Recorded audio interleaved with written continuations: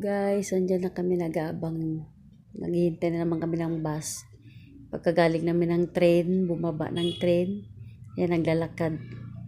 Tapos, ayan na. Nag-aabang kami ng bus dyan para sa papuntahan namin na hotel.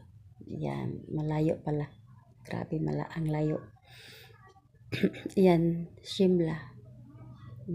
Yan ba yung na-upload ko, Shimla. Yan guys. Nag-abang ng mga sasakyan. Yan, may pulis sa harapan. Maaraw siya. Ang ganda ng kasi nga maaraw. Maaraw sa Shimla. Enjoy lang pag may time habang wala pang anak. Kaya enjoy lang sa Grabe kagaling ng mga taga-India. Nakakagawa sila ng mga ganyang daan. O, diba? Saan ka yan, guys?